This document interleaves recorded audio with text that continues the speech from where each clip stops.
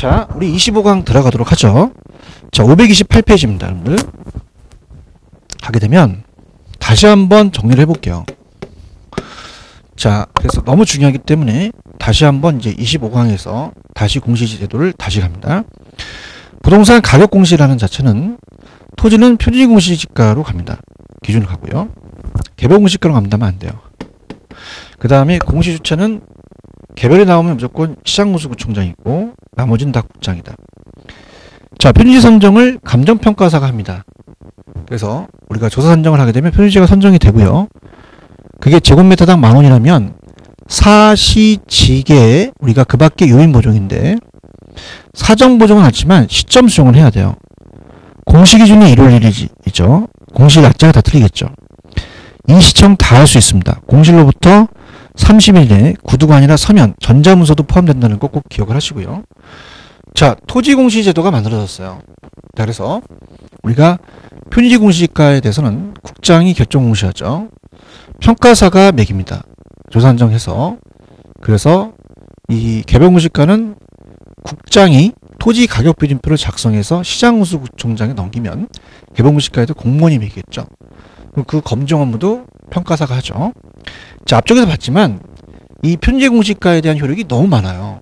정보 제공 기능, 일반적인 토지거래 지표, 국가가 감정평가, 지가 선정을 할 때 도상액 선정이라든지 감정평가업자가 개별 토지를 선정할 때 또는 우리가 경매에 대한 재평가할 때 여러 가지가 이제 많았어요. 근데 우리가 어떻습니까? 정일국감 여러 가지가 있지만 개별 공시가는 4대 가분만 암기하시면 됩니다. 국공유지에 대한 사용료라든지 대부라든지 가세와 그 다음에 부담금은 자, 어떻습니까? 다 개별이기 때문에 4개만 암기하시면 나머지는 다 표준시다. 자, 그러면서 이제 그 노무현 대통령 정권 들어오면서 주택을 단독과 공동으로 나눕니다. 자, 공동은 아파트가 공동주택 때문에 시세가 다 나와서 한국감정원의 전수조사죠. 단독은 표준과 개별을 나눠야 됩니다. 그럼 우리가 지금 여기서 또 이후에 나왔던 문제는 표준은 공동에서 나온 게 아니라 단독주택에서 선정된 거죠. 그래서 표준은 국장이 하고 개별은 시장, 공동주택은 국장이 하죠. 단독은 표준과 개별을 구분하지만 공동주택은 구분하지 않습니다. 자, 근데 제일 중요한 건 올해 이 표준주택에 대해서는 작년까지만 해도 감정평가사가 조사 선정했는데요. 자, 이젠 한국감정에서 의뢰하더라. 그래서 그거를 개별주택에 대해서 시장군수구청장이 매게 되면 그 주택가격표준표를 사용하겠죠. 그렇다면은 어떻습니까? 요거는 이제 토지에 대한 공시제도와 준용하는데요. 한국감정원에서 의뢰했다는 거. 자, 그 다음에 표준주택에 대한 것은 오로지 개별주택 가격 산정에만 준용되고요. 기억. 개별주택과 공동주택은 기억 들어가니까 가격 정보와 가세 업무를 하더라. 자, 박근혜 대통령 정부에 들어오면서 그 비주거형 부동산이 생깁니다. 그러면서 일반과 집합이 아까 단독과 공동과 똑같아요. 그럼 일반은 표준과 개별을 구분하죠. 자, 그래서 개별만 시장이 하고 다 국장이 합니다. 그래서 우리가 2호 144 144 자, 2호만 토지예요. 그래서 2월 말은 표준공시가에 대해서 결정공시 날짜가 2월 말이고 개별 공시가는 5월 30일, 그 다음에 표준주택은 1월 30일, 개별주택은 4월 30일, 공동주택은 4월 30일. 자, 표준 비주거형에 대해서는 1월 31일, 개별주택의 비주거형, 그래서 개별에 대해서는 4월 30일. 어떻습니까? 집합에 대해서도 4월 30일. 그래서 2호 144 144. 그래서 2호는 토지고 주택은 다 144 이렇게 한다. 여기는 공시기준의 1월 1일과 틀릴 것이다 라고 생각하면서 다시 한번 복습하면서 문제를 풀게요. 528페이지입니다. 19번. 자, 옳은 걸 찾으라 그랬죠. 자, 일단은 정답은 3번인데요. 자, 아까 우리가 문제를 풀었을 때 똑같습니다. 주택이든 토지든 아까 문제를 풀었을 때 표준지로 선정된 토지에 대해서는 당해 토지를 우리가 그 개별 공시가로 보거든요. 그래서 표준택도 마찬가지로 선정된 주택에 대해서는 당해 표준택 가격을 개별택으로 봐요. 그래서 다시 공시하지 않죠. 자, 우리가 그 국장에 나오면요 무조건 시군구가 아니라 중앙입니다. 중앙. 그 다음에 이게 바뀐 게 부동산 평가위원회가 아니라 부동산 가격공시위원회로 바뀌었어요. 자, 그래서 우리가 중앙, 자, 우리가 항상 국장이 나오면 항상 심의를 거치는데, 자, 그거는 중앙이 나와야 됩니다. 중앙. 자, 부동산 평가위원회가 아니라 평가를 지우시고 가격공시위원회를 바뀌었습니다. 가격공시위원회. 이렇게 바뀌었다는 거. 그 다음에 얘는 항상 중앙이 아니라 시군구 부동산 가격공시위원회 이렇게 되겠죠. 그 정답은 이제 3번이고. 자, 표준택은, 자, 우리가 내용연수와 지세는 안 들어가요. 내용연수 지세. 그래서 내용연수와 지세는 들어가지 않는다. 자, 앞쪽에서 이제 우리가 봤을 때 표준택은 어떻게 돼요? 그 대통령이 정한 데에 의해서 대통령이 지적 위치와 도로 교통상 지목은 들어가거든요. 그래서 앞쪽에서 우리가 봤을 때 건축 허가에는 안 들어갔었죠. 그래서 이제 앞쪽에 우리가 페이지 518페이지로 가시면, 자, 공시사항이 있잖아요. 지목, 지적 위치, 토지의 그 용도 제한, 그 다음에 교통사항 들어갔어요. 지목, 지리적 위치, 도로 교통사항 들어가는데, 우리가 내용연수 지세, 특히 지세라는 자체는 토지에만 들어갔죠. 자, 우리가 볼까요? 자, 524페이지 가시면 표준택은 용도 연면적 구조 및 사용 승인, 표준택, 대지 면적 및 현상 들어가고요. 그 다음에 주택 가격, 단위 면적 당 가격이 아닙니다. 용도, 사용 승인, 임상도 포함되고 지번, 그 다음에 용도 연면적 구조 및 사용 승인, 건축허가는 안 들어가고 지목, 지적 위치, 토지 용도 제한, 교통사항은 들어가는데 지세는 안 들어가죠. 근데 우리가 525페이지 가시면 표준지 공시가는 표준지의 단위 면적 당 가격이죠. 그냥 가격이 아니라. 그 다음에 표준지 주변 토지용 사항의 도로 교통사항, 지세가 들어갑니다. 토지에는. 지세가 토지에만 들어가고 안 들어간다는 거. 내용연수랑 꼭 체크하시고요. 4번에 가시면은 국장은 어떻게 돼요? 자, 이거 봅니다. 개별주택이 나왔으면 국장이 아니라 시장군수구청장이 나와야 되죠. 그래서 앞쪽가 시장군수구청장 들어가야 됩니다. 공시기준 이후에 토지의 분할 합병의 건물이 신축 등이 발생할 경우에는 대통령이 정한 날이 또 약간 좀 어렵게 출제가 됐어요. 그래서 이제 대통령이 정한 날짜가 좀 약간 틀리거든요. 기간이 또 있어요. 근데 거기에 대해서 이제 그냥 참고만 하시고, 그 다음에 이제 요게 밑에 해설을 해놨지만 표준택은 최근 1년 동안 주택가의 평균 변동률이 2%가 아니라 1%입니다. 이게 돼 있어요. 시군구 또는 시군구에 대한 주택을 말한다. 자, 20번. 부동산 가격 공시에 대해서 틀린 것은, 자, 일단 답만 본다면 4번이죠.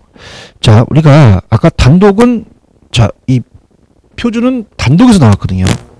단독과 공동에서 나온 게 아니라 단독 중에서 대표성이 있는 주택을 말하기 때문에 공동주택은 전수조사를 통해서 가격을 산정합니다. 4번이 정답이다. 자, 현지 공시지가의 공시 기준일은 원칙적으로 1월 1일입니다. 그 다음에 토지를 평가할 때 공시지가 기준법은 현지 공시지가를 기준하죠. 개별 공시지가가 아니죠. 그 다음에 개별 공시지가를 결정하기 위해서는 토지 가격 비준표를 활용합니다.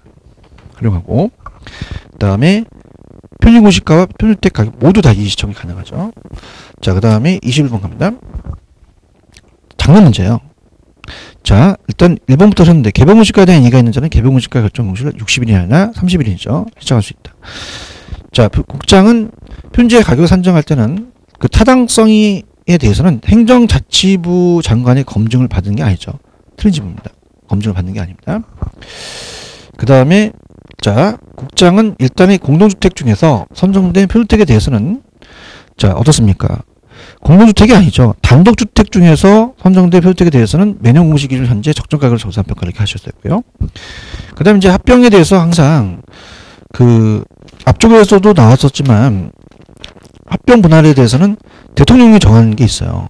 그래서 이제 우리가 4번에 그 시장군수구청장 공시기준 이후에 토지의 분할합병이 발생하는 경우는 우리가 7월 1일 기준으로 하는 게 아니라 대통령이 정한 날짜가 있습니다. 그래서 우리가 이제 주택이라는 자체가 이제 보통은 그 어떻습니까? 그 몇 월 며칠서부터 몇 월 며칠까지 이렇게 돼 있거든요. 그래서 대통령이 정한다로 한다는 게 오히려 이제 이렇게 가볍게 이제 볼 수가 있는 거죠. 그 다음에 이제 그 5번이 정답인데, 동법령에 따라서 우리가 공시한 공동주택은, 자, 공동주택은 기역기역, 개별주택하고 똑같죠. 그래서 공동과 개별은 가세 업무와 가격 정보 제공해요. 그래서 우리가 가격 정보를 제공하고 국가 지방자치 등의 기관이 가세 등의 업무와 관련해서 주택가를 산정하는 데 기준이 된다. 맞습니다. 자, 그러면 이제 예상 문제를 한번 보도록 할게요. 자, 532페이지로 갑니다. 531로 가시면 26번이 있죠. 532로 가죠. 22번 들어갑니다. 자, 1번. 개별주택 가격은 매년 1월 1일 결정 공시한다. 4월 30일이죠. 아까 제가 1월 1일은 공시 기준이죠. 그래서 251444 144 개별주택 가격은 4월 30일이다. 자, 그 다음에 국장은 일단의 공동주택에서 선정된 표준주택이 아니라 단독주택에서 선정된 표준주택에 대해서 매년 공시 기준 현재 적정가격 조사 평가하여 우리가 이를 공시해야 된다. 자, 기억이죠. 표준이 아니라 개별에 들어가야 됩니다. 개별주택 및 공동주택의 가격은 주택시장 가격 정보 제공하고 국가 지방자치단체의 기관이 가세 등의 업무와 관련해서 주택의 가격을 선정해서 기준으로 활용될 수 있다. 자, 그 다음에 자, 표준지 평가는 건물 기타 정착물이 있거나 지상권 등 사용식이 제한하는 상법상의 권리가 설정되어 있는 경우 낮은 상태로 가죠. 그래서 표준 공시가를 이용할 때는 개별 공시가를 구할 때는 사정 보정은 필요 없어요. 시점 수정은 필요합니다.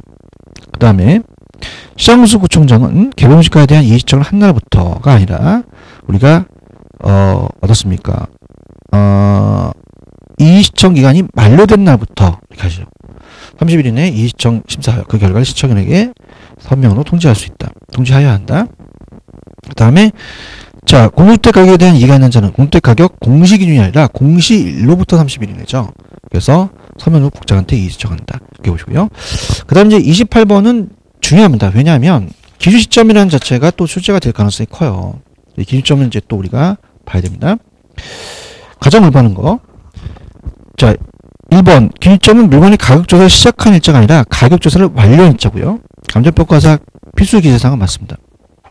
그 다음에 자, 기준점은 감정평가 산정의 기준 일자를 말한다는 건 맞아요. 그런데 감정평가사만이 기준점을 결정하는 게 아니라 자, 5번이 정답인데 의뢰인이 요청에 있어서 정하기도 해요. 근데 앞서서 문제를 풀어봤지만 가격조사가 가능한 경우에 하나요? 그 날짜를 기준점으로 행할 수 있습니다. 정할 수 있다. 그래서 정답은 5번이다. 자, 기준점은 확정의 중요성을 인식하기 위해서는 항상 변하기 때문에 변동의 원칙과 관련이 됩니다. 그래서 시점 나오면 무조건 변동의 원칙 찍죠. 근데 그 시점, 기준점이란 감정평가를 실시하는 날짜가 아니라 가격조사를 완료한 날짜다. 이렇게 하셔야 되고요. 그 다음에 기준점이 과거의 일정 시점으로 정해지면 소급이고요. 미래는 기형평가다. 이렇게 했어야죠. 그래서 정답은 5번이 정답이다.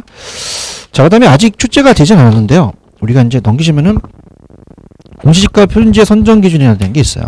선정기준. 자, 그래서 표준지의 선정기준은 자, 여기 표준지의 선정기준입니다. 선정기준이죠. 그래서 대표성 준용해야 되고 확정성이 있고요. 자, 그 다음에 이제 안전성이죠. 안전성.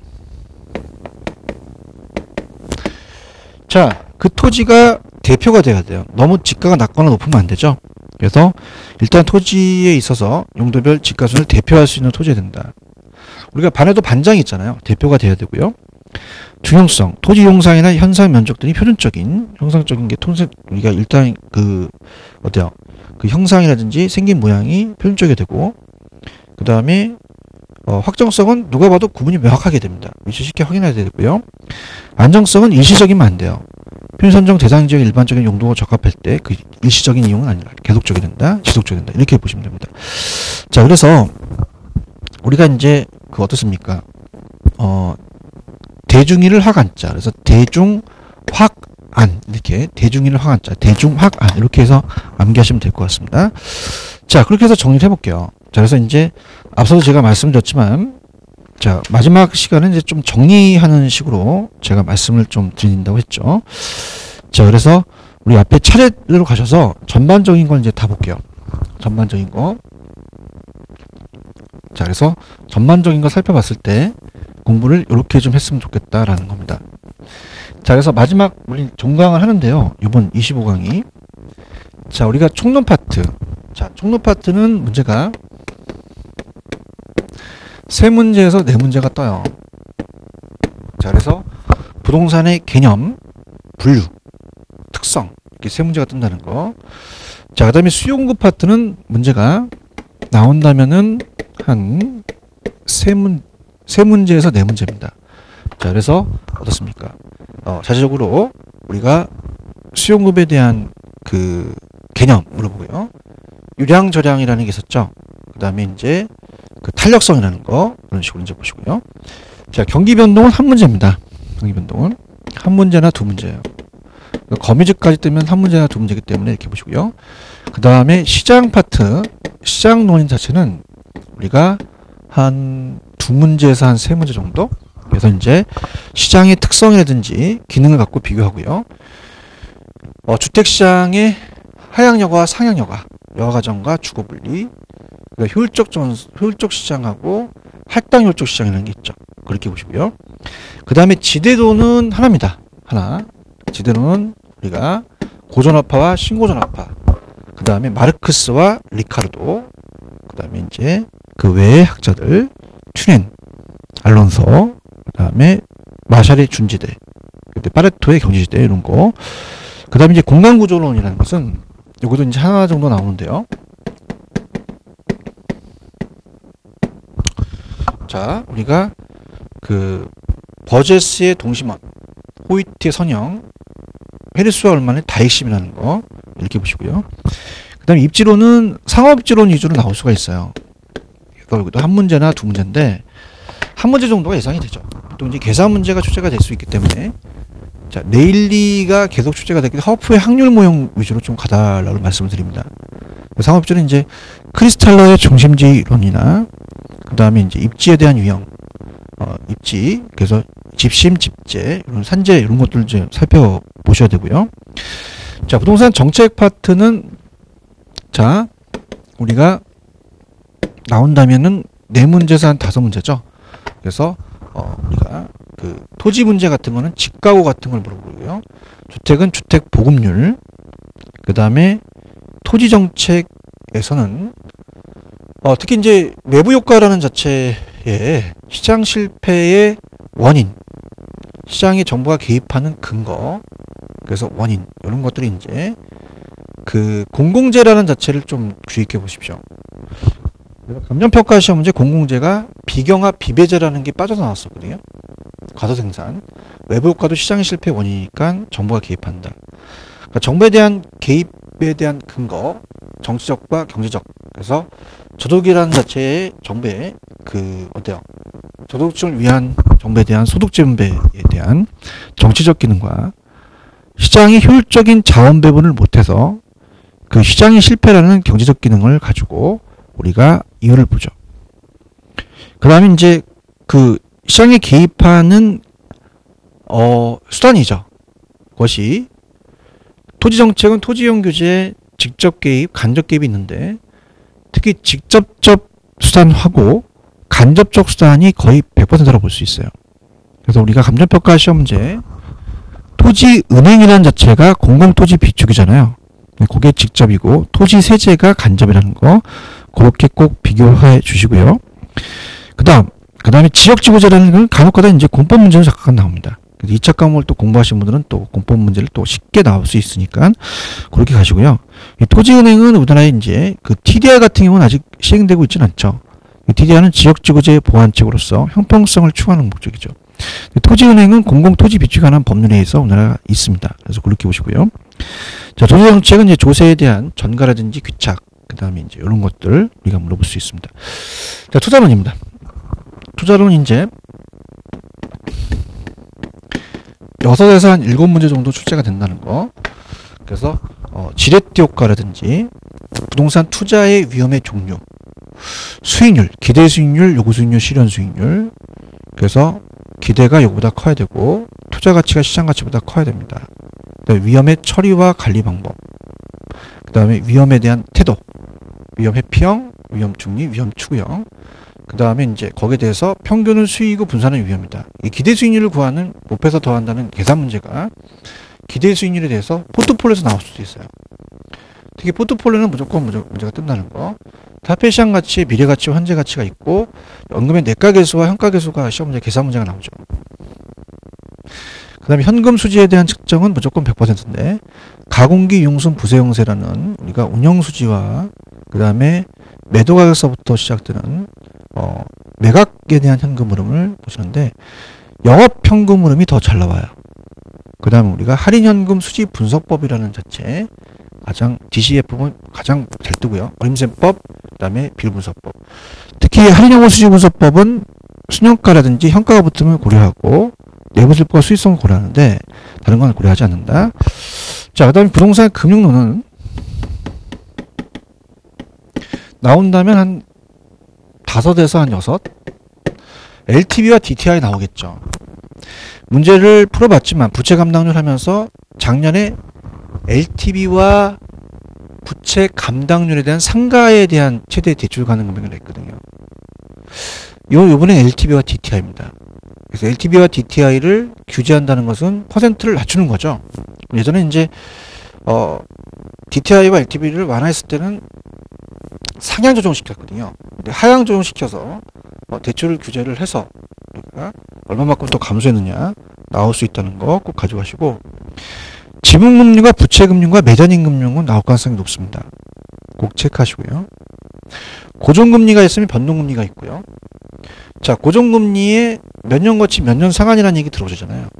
그래서 우리가 저당에 대한 대출 상한 방식에 대해서 고정금리의 원리금 균등, 원금 균등, 체증식이라는 자체가 꼭 출제가 될 수 있다는 자체 꼭 여러분들이 알아두시고, 그 다음에 MBS에 대한 제도가, 이 MBS에 대한 그 저당 구조가 1차 시장과 2차의 저당의 유동화 제도가 있어요. 그래서 MBS가 발행이 2차에서 발행을 하죠. 유동화의 결정적인 역할을 해서 MBS의 4가지 유형이 있는데 우리는 특히 MBB와 CMO를 발행한다. 이렇게 보시고요. 자, 그 다음에 금융론에서 나올 수 있는 게 니츠죠. 니츠는 반드시 출제가 됩니다. 그 주식 소유 한도가 다 50%로 상향 조정이 됐고요. 특히 배당에 대한 그 자기관리 니츠는 이 배당을 하는데 어때요? 90%가 아니라 50%로 이제 인하되는 게 2018년 12월 30일까지 연장됐다는 거, 이익 증도 적립할 수 있다는 거 그렇게 보시고요. PF도 출제될 가능성이 큽니다. 그래서 같이 묶어서 보시고요. 그다음 부동산 이용 파트는 거의 나온다면 하나예요. 그래서 집약 쪽과 조방 쪽 이용 같은 거. 자, 개발 파트는 문제가 좀 셉니다. 자, 얘는 3문제, 4문제 정도 출제가 됐었는데요. 자, 개발에 대해서 과정, 그 다음에 위험, 타당성 분석, 그 다음에 이제 우리가 택지 개발은 공공만 아니라 민간에도 개발에도 있다. 민간 개발 방식. 그 다음에 어때요? 대적으로 그 민자 유치에 대해서 BTO, BTL이라는 방식이 있었죠. 그 다음에 우리가 도시 재개발에 대한 분류, 보수 개철 이렇게 해서 하시고, 환지 방식과 매수 방식이라는 게 또 있죠. 근데 관리라는 자체는 우리가 법경기에 대한 복합적인 관리가 있겠고요. 한 문제에서 2문제인데요. 그 다음에 이제 그 설비 영역에 따라서 설비 우리가 그 어떻습니까? 법경기라는 법률 경제 기술이 있고요. 시설 관리와 자산 관리가 있죠. 이걸 이제 부동산 관리도 있는데 비교할 수 있고요. 자가와 위탁 혼합을 또 비교할 수 있습니다. 임대차 활동에서는 이제 임대차 유형하고, 그 다음에 임차인의 선정 기준 이거 보시면 되고요. 자, 그 다음에 마케팅에서는 한 문제 정도밖에 안 나와요. 그래서 마케팅은 이제 시장 점유 마케팅에서 고객 점유로, 공급자에서 소비자로 흐른다. 이렇게 보시고, 우리가 시장 점유는 공급자 STP, 포피믹스. 자, 고객 점유는 소비자가 나오죠. 아이다. 관계 마케팅 소비자와 생산자 간 둘 다 나오고, 관계를 유지해서 브랜드를 내세운다. 그래서 일회성이 아니라 장기적 지속적 이렇게 보시면 됩니다. 특히 이제 STP에 대한 순서하고, 그 다음에 STP를 각각 바꿔낼 수가 있고요. 포피믹스를 바꿔낼 수 있어요. 꼭 준비하시고요. 그 다음에 이제 제가 감정평가 파트는 여러분들한테 전전 시간인가요? 하여튼 제가 감정평가 파트를 좀 전체적인 것을 좀 보여드렸죠. 여기는 이제 우리 어떻습니까? 자체적으로 제가 했던 부분을 가서 다시 한번 보셔야 돼요. 그래서 여기는 이제 우리가 무조건 가치의 제1원하고 가치의 제1원칙, 적합과 균형, 지역 분석과 개 분석, 감정평가 3방식에서 제가 규칙에 나와 있는 3방식, 6방법, 7방법까지 우리가 정의가 중요하고 산식에 가로칠 수 있죠. 그 다음에 제가 풀어드렸던 계산 문제 위주로 좀 가져갔으면 하고요. 그다음 이제 마지막 했던 게 이제 감정평가에 관한 규칙과 공시제도인데, 규칙은 무조건 뜹니다. 공시제도는. 그래서 규칙이 3문제가 뜨고요. 공시가 1문제가 뜨면 6문제에서 4문제 떴던 데도 있었어요. 굉장히 하거든요. 여기 위주로 좀 가져가 달라라는 걸 얘기하고 싶습니다. 그래서 지금 지웠지만 우리가 이 공시제도가 토지, 주택, 비주거용을 나누고요. 그 다음에 공시주체, 공시 기준이 언제고, 그 다음에 결정 공시일이 말일인데 25, 144, 144 이렇게 됐죠. 근데 각각 효력은 어떻고, 그래서 우리가 이제 가장 중요한 건 이제 어떻습니까? 감정평가 때 의뢰할 때 제 요약집에 그 지가 변동이 굉장히 미비할 때는 원래 둘 이상의 평가사를 고용해야 되는데 한 사람의 1인의 감정평가를 할 수도 있다. 자, 표준주택이라는 자체가 우리가 원래는 평가사가 조사한정했는데 한국감정원에 의뢰를 한다. 그 다음에 부동산 이 심의를 항상 우리가 거치는데 국장은 중앙이 들어가야 되고 시장군수구청장은 시군부가 들어가야 됩니다. 그러면서 이 심의하는 그 기관이 위원회인데 우리가 부동산 평가위원회가 아니라 부동산 가액공시위원회로 바뀌었다는 거, 그 다음에 비주거용에 대한 공시제도도 새로 들어갔다는 거 그 위주로 가져가시고요. 특히 그 토지는 감정평가에 관한 규칙상에 토지는 공시지가 기준법으로 하나 적정한 실거래가라는 게 있습니다. 거기에 이제 적정한 실거래가 규칙의 12-2의 조항에 그 정의가 나와 있죠. 그죠? 그래서 정의도 꼭 가져가시는데 그 정의를 갖고 장난치지 않았어요. 이번 감정평가 시험제는. 그래서 이렇게 해서 특히 이제 감정평가에 관한 규칙에서는 뭐 쉽게 유사지역은 대상에 속하지 않고 속해 있는 건 인근지역이죠. 이걸 바꿔냈거든요. 그래서 어렵게 되지는 않았다는 거. 그래서 그렇게 보시고, 그러니까 항상 법이 바뀌면 바뀐 것으로 나와요. 그래서 우리가 리츠 법 바뀐 거 꼭 주의하시고, 그 다음에 규칙에서도 바뀌었고, 가액공시에도 바뀌었습니다. 특히 한국주택금융공사법에 의해서 주택연금제도 같은 경우는 특히 올해는 시험 날짜 10월 28일 날로 가기 때문에 시험 날짜에 또 바뀔 수가 있기 때문에 그런 건 좀 굉장히 조심스러워요. 그래서 또 시행이 돼서 확정됐던 것들만 좀 먼저 보시기 바랍니다. 그죠? 그래서 이제 미리 확정돼서 이제 언제부터 시행한다라는 자체가 이제 그 주식의 1인 소유 한도가 9월 20일 날 시행된다고 돼 있거든요. 10월 28일 날 들어간다는 거 꼭 정리하시고요.